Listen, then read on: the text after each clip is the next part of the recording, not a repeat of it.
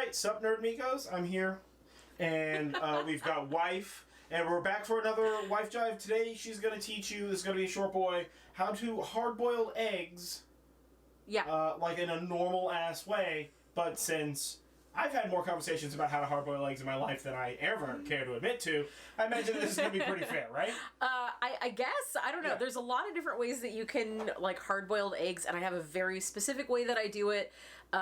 For those of you that watch our videos and know us, you know that we have chickens, and we have 9 chickens, 8 hens. So in the summertime, at the height of summer, we get about 8 eggs a day. Between the two of us, we eat somewhere between 2 and 6 eggs a day. So we eat a lot of eggs. So we also have a lot of hard-boiled eggs because they're delicious, for one, and super versatile for things like, egg salad, deviled eggs, Scotch eggs, all kinds of stuff you can use for hard-boiled eggs. So I have a very specific way that I like to do it. So I've already got some of this stuff prepped. Right, so we have eggs from our chickens.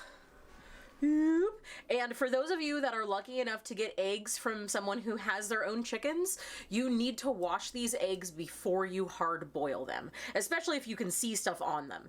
Most eggs you don't need to wash because in America, your eggs are already washed. And if you're from another country, you should also do this step. But if you're just buying eggs from the store in America, you're fine. Now, you want to wash eggs with cold water and a scrubby brush. You may not see that there's anything on there, but when a chicken lays an egg, there is a translucent and sometimes completely transparent coating on there called bloom, and it's like just a film. Yeah, it's just kind of like a film, but for the most part, you never even really see it. There are some chickens that lay colored blooms, and we do have a chicken that has a pink colored bloom, so all of her eggs are kind of pink. It's really cool. That's Beyonce.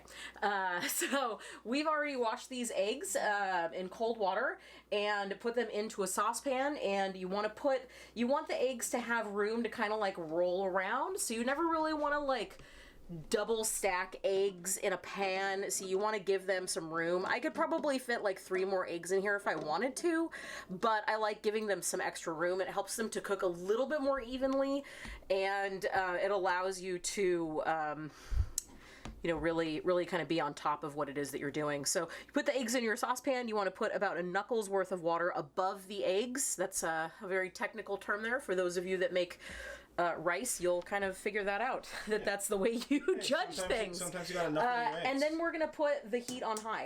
And we're going to wait for this to boil. So these eggs have already been put into cold water. That is the key. And then you put them on here and you wait for the water to boil. And then once the water boils, we move on to the next step.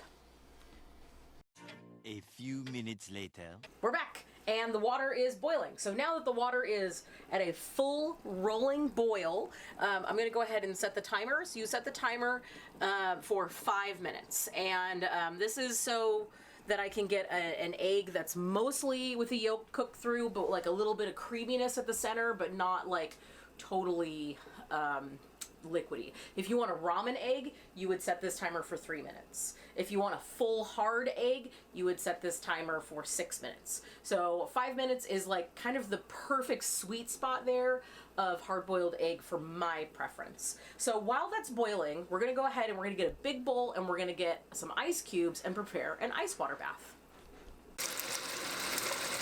5 minutes later. All right, so now that our 5-minute timer has gone off, there is an optional step you can do here. So if you want your eggs to be a little bit extra overdone, you can just lid this and put it on the stove for a minute.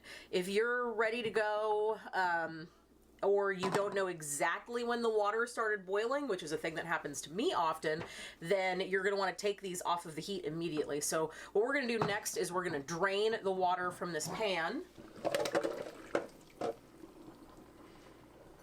And then we are going to unceremoniously dump these into this ice-chilled water.